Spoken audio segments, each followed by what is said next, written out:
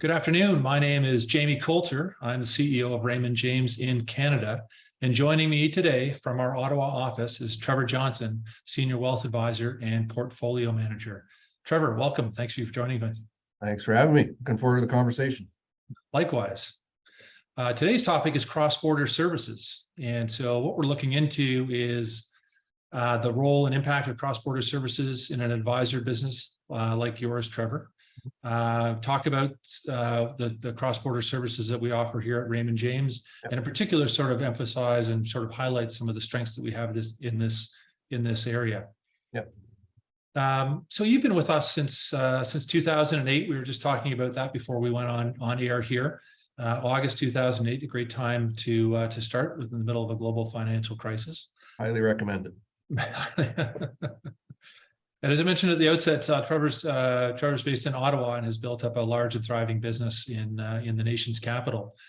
And although we could take this conversation in many directions, but today I'm really interested in specifically discussing the role of cross-border services in your business. Yep. So could you share some background on the types of clients you serve and the cross-border aspect of your business today? Yeah, sure.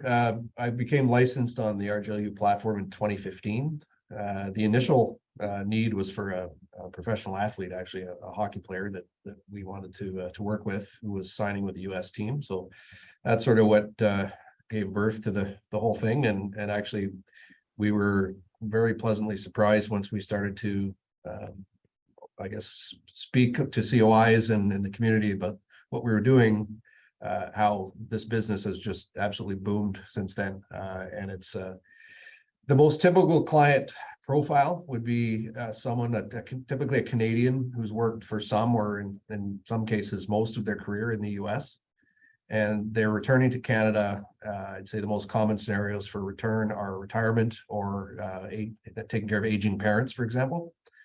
And they have this retirement account, 401k or IRA, that they built up over the years in the US. And the dynamic that really created a good opportunity for us and for all RGLU advisors is that X number of years ago, I think right around the time we started in 15, the broker dealers in the States started to inform any client that had a non-US address that they could no longer service them. And they would give them a letter that says you have 60 days to transfer this, or we're going to deregister the whole thing, withhold 15% tax, and good luck. So it's quite amazing how frequent that is. And so for us, those conversations would start with, I've got this retirement account, I have to do something with it, I'm returning to Canada. And typically it would expand from there to include their Canadian retirement assets. So their RSP, RIF, they may establish a TFSA once they're back in Canada, depending on citizenship. So that's the most common. We've got 50 plus clients on the platform now. There are other situations like executives who are Canadian who are working for a US company, and it's the reverse, where they have their RSP they need managed, and then we end up helping them out with their IRA, taxable monies, etc. So there's a cross-border tie somehow that migrates them to us.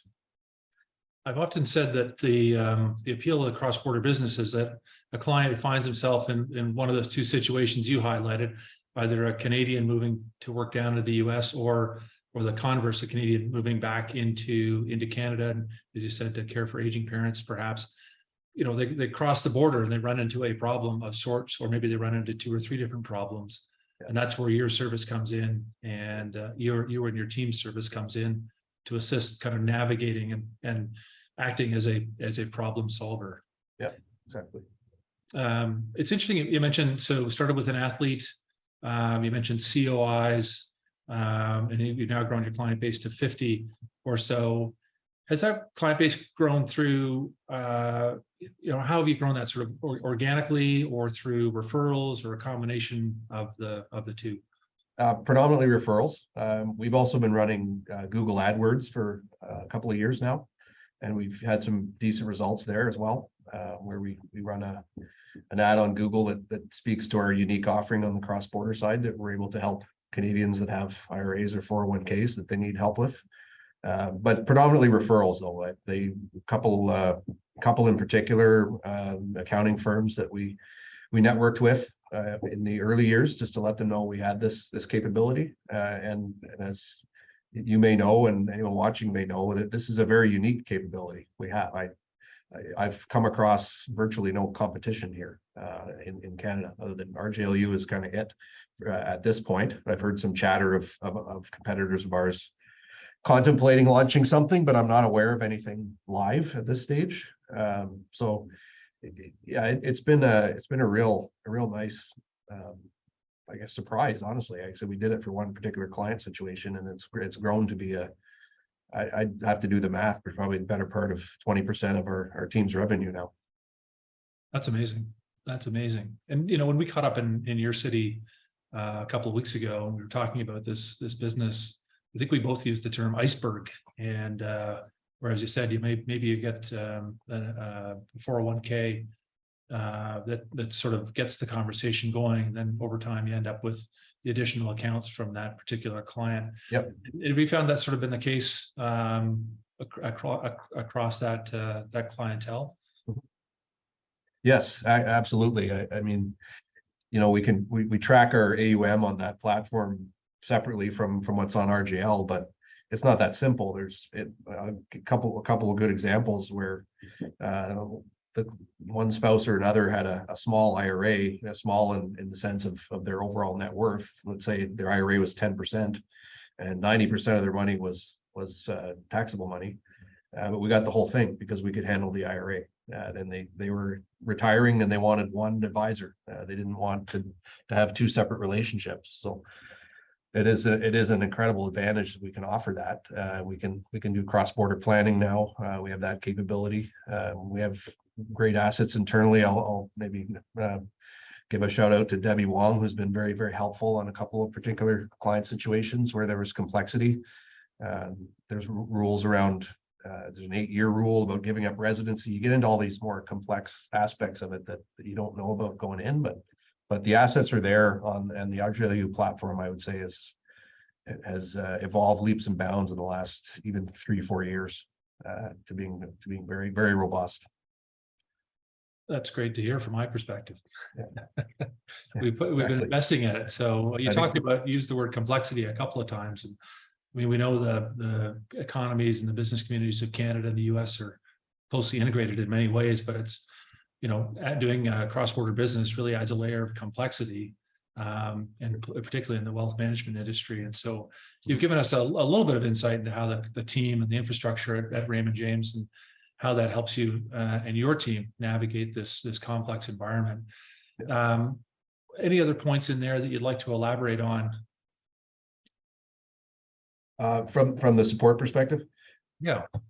So there's a dedicated team that their email inbox is quite literally RGLU support, and I find, like I said, a dramatic improvement in response times, and I think there's just more people in place to offer that support as the platform has grown, and it's easy to get the answers you need now, and quick. So if there is something, I had a call with a referral this morning he's got a Merrill Lynch IRA, and he's got till August 25th to move it there. They're going to deregister it, exactly the scenario I mentioned before. So now, because we're experienced and have good support, I think it's going to be a bit of a stretch, but I think there's a good chance we can get that move for him in time, even though that's only 11 days, I guess, because we have the infrastructure to do it.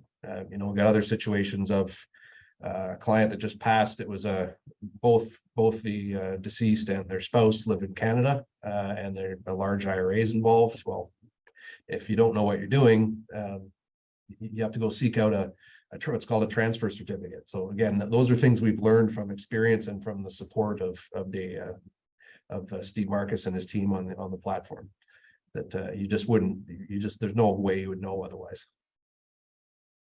Well, and it becomes, and that, you sort of highlight on one other angle of that business that I've always sort of thought is interesting. It is, so it's complex in and of itself, like how's the plumbing work?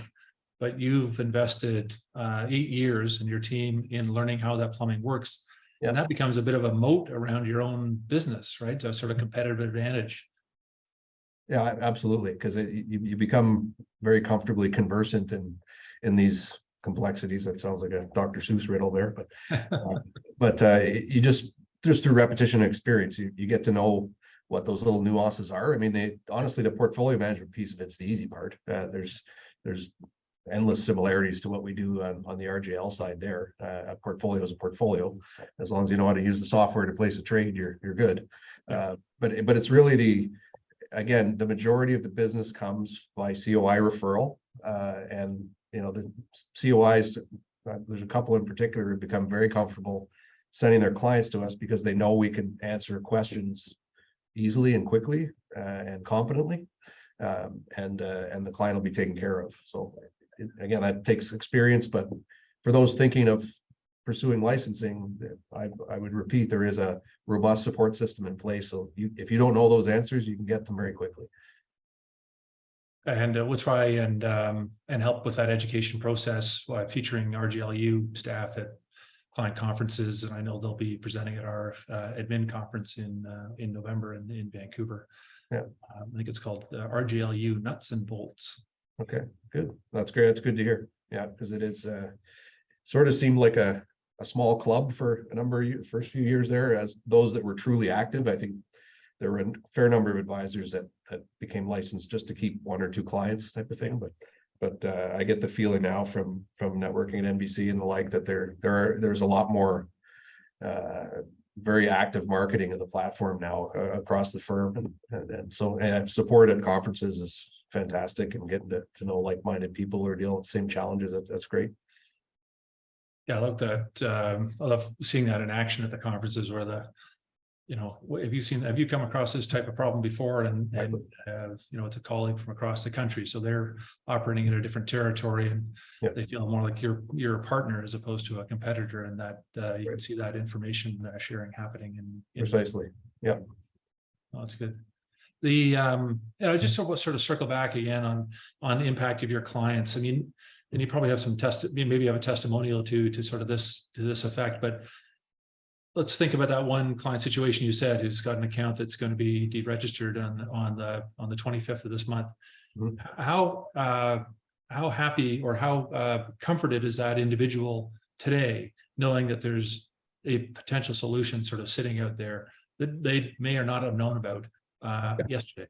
It's funny you ask, because there was quite literally a sigh of relief when I told him it was possible. I couldn't promise anything on timelines, but he's going to reach out to Merrill Lynch and tell them he's initiated the process of a rollover, as they call it in the US, a transfer. And hopefully that takes him off the clock, so to speak. But yeah, he was, maybe his IRA was $400,000 US roughly.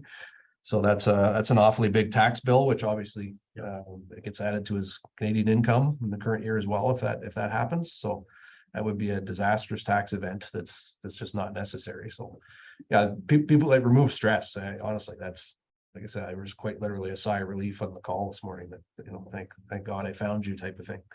Hopefully it's not too late, but yeah, it's people just assume that, if you Google it, you'll find information saying there is a way to roll your IRA assets into a Canadian RSP, but the set of circumstances for that to work are very, very unique. It wouldn't apply to very many people, and there's just no need to do it. I mean, the RSP RIF rules are almost identical to the IRA RMD rules, and by age, by percentage of withdrawals, everything. So it doesn't matter. You don't need to do it. And so again, those clients I've mentioned who wanted one point of contact, well, now they have it. In most cases, they tend to be local, not all, but we do work with plenty of out-of-town clients as well. But they tend to live in Ottawa, where I am, and so they're great clients on the RGL side, and I can manage their US assets off the same plan. I integrate the portfolios when I do reviews and asset allocation and the like, and returns. So it's all very seamless for them, and they really appreciate the like I said, that single point of contact, that comfort that if something happens to one spouse, there's a professional there who has a relationship with both sides, and you're not having to deal with two people. That's everything we can to make clients' lives simpler. That's right. No, this has been really great. I've learned a lot. I always do. And just sort of thinking here is sort of closing up. Any last thoughts you might have for our audience today on this business, and whether, and why an advisor should consider making a move into the RGLU space? Well, if you want to grow your practice, I think it's honestly one of the easiest ways to do it, because it is so unique. Maybe down the road we'll have competition. Right now, as far as I know, we don't.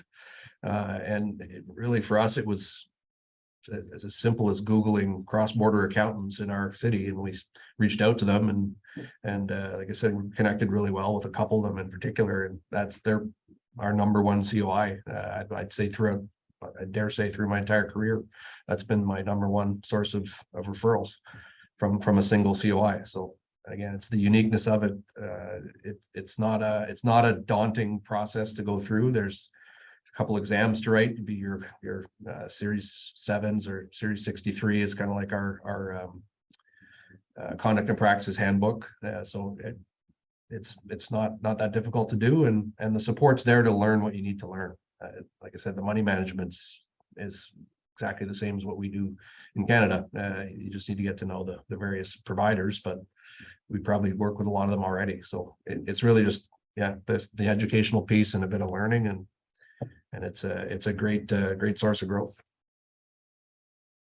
Thank you very much for your time. So I was joined this afternoon by Trevor Johnson, a senior wealth advisor and portfolio manager in our branch in Ottawa. And my name is Jamie Coulter. I'm the CEO of Raymond James Canada.